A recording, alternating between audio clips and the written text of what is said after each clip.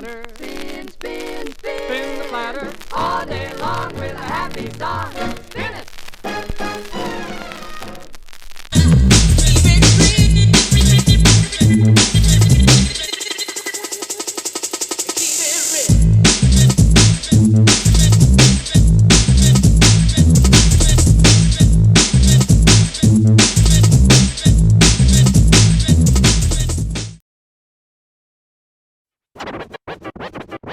Invented in 1877, the phonograph gave people a way to listen to music at home. Gramophone records was the first notion of having recorded music on the disc. But in 1948, recorded music started to be pressed commercially for vinyl. Nowadays, vinyl may seem a bit old-fashioned to a lot of us, after their sales crashed dramatically in the 80s with the arrival of the new technologies such as CDs and MP3. When the compact disc arrived, many vinyl factories closed their doors convinced that this was the future. Today, only a few remain. But why is this? What is the future of vinyl music and record shops? Should record shops close down or start selling vinyl differently? So many questions, yet to be answered. First, I went to visit Supertone Record Shop, a nice little reggae shop in the heart of Brixton, who has been open for years.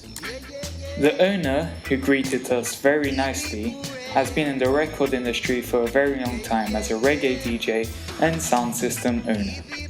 Let's go have a chat with him. Oh yeah, what do you think people still buy vinyl? Oh yes, there's a lot of people like buy vinyl. There are a lot of people that, I'd say a good 30% of the business still prefer their vinyl. Because physically they can handle it.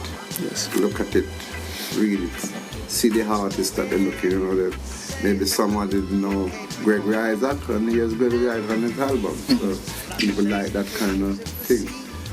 And the vinyl, keep its price. But when you have a vinyl, you keep a library, you can see all the artists' faces, you never see them physically. Yeah. I have a good website. Yeah, you have a good website. I have a good web shop. Because you sell a lot internationally, don't you? Yeah.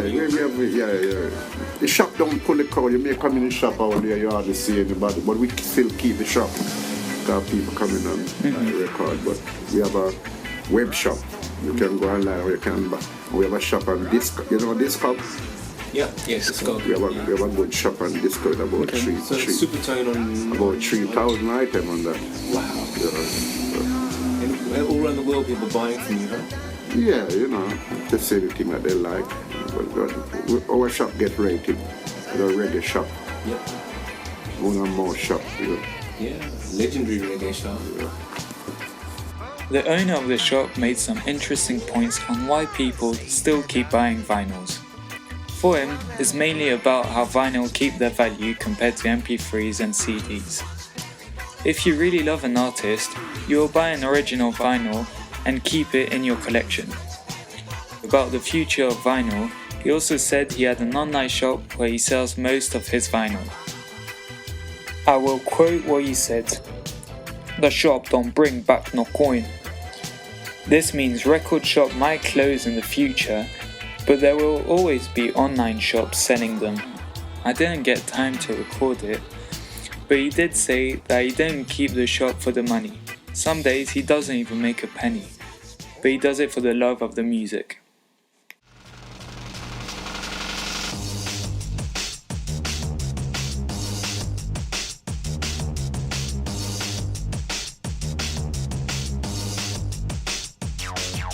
Next, we are going to visit a shop called Container Records that is in Brixton Market in a small container.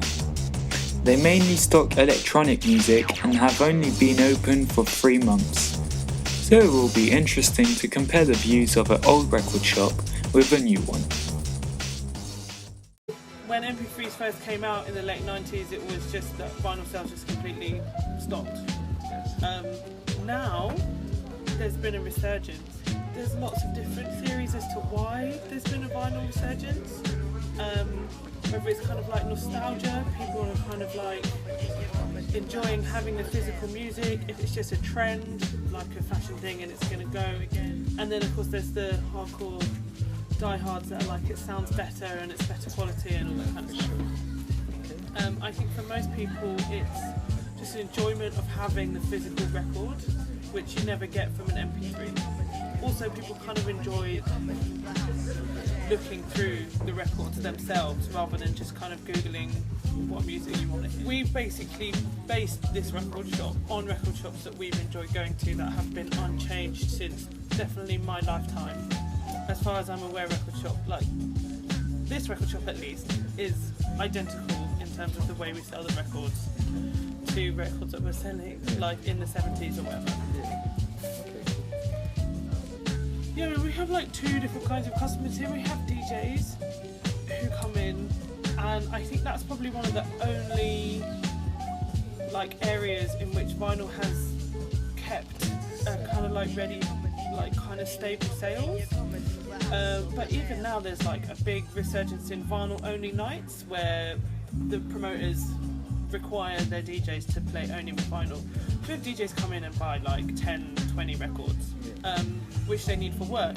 And then we have the other kind of customer that comes in is someone that has a small record collection at home that they listen to LPs rather than kind of dance singles.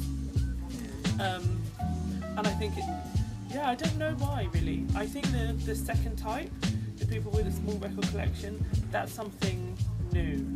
10 years ago, most people didn't have a small record collection. Most young people, at least. Like older people kept their record collections, maybe. And then we had people in their 20s coming in and buying like hip hop LPs and stuff. So this lady made some obvious points on why people keep buying vinyl, like, for example, the nostalgia of the past or having a physical copy of the album. But what is more interesting is that she has seen a new wave of younger people that are starting to buy vinyl and keeping a small record collection. Maybe this is the future of vinyl. Maybe it will become a fashion trend, and younger people and older people will buy vinyl like they would download an MP3. Also in nightclubs there are more and more vinyl only nights, which means professional DJs will always have to visit these kinds of shops for new content. Present yourself. Hey, I'm Garth Cartwright and I'm a journalist, and at present I'm writing on a book on British record shops, so I guess this is relevant to what Alex is working on. And you like to crate dig? Oh man, I just love to crate dig. I'll hit any record shop I see, even classical record shops, have a look through, see if I can find anything. Well, I think it's hard for younger generations that have been brought up to with like MP3 downloading and piracy to see, like, to understand vinyl. I agree. I think it's always going to be a minority pursuit. But you know, in that minority pursuit, well, when you look at it, jazz and reggae were minority musics. You know, they were never the mainstream pop musics, and they last. You know, jazz and reggae, people listen to them still all around the world, and that's it. Certain people that are really interested in music, they'll get it. For people that just want to hear the latest pop tune on their phone, of course, it doesn't mean anything to them. So it's going to be a select thing. You know, for people that like record shops. Before, when you were a little boy, you used to have Virgin shops, our prices, mainstream record shops that had all the top 40 and other stuff. They were everywhere. Brixton had them everywhere. They're all gone now because people don't buy the top 40 every week from a record shop. But what you have now is specialist shops like we've seen, where you go in and you look for select records and you find things, and that's the difference. You know, it's become buying records, going to record shops. It's more niche, but in that sense, the niche is interesting. It's more interesting to be niche than just middle of the road like everyone else. You know? Yeah, that's true. And so probably in the future, record shops should target a certain minority of people who still buy vinyls. And Yeah, I mean, if you're going to run a record shop, you've got to be passionate, man.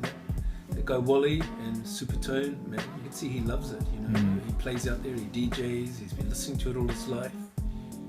He's got this complete history in his head of reggae music from even before his reggae, when it was Mento and Ska and Rocksteady. He runs that shop, he says, not for money, he runs it because he loves it. It's his passion, and that's it. If you're going to run a record shop these days, don't be thinking about how much, cash you're going to have in your hand. Be thinking of it as something you want to do really to share with other people that share your passion, and hopefully you can make some money out of it and enjoy what you're doing. after talking to Garth, I realised that it's mainly the older generation that keep on buying vinyl, even though there's a small minority of younger people that are starting to buy them. The problem nowadays is that kids are not even brought up with CDs anymore, so it is hard for them to relate to the love towards a vinyl. But big shops like Urban Outfitters are starting to pick up this trend and are starting to sell record players and vinyls. The record age is in the future now, but personally, I don't think the record industry will ever die away, even though in the future it will really struggle to survive.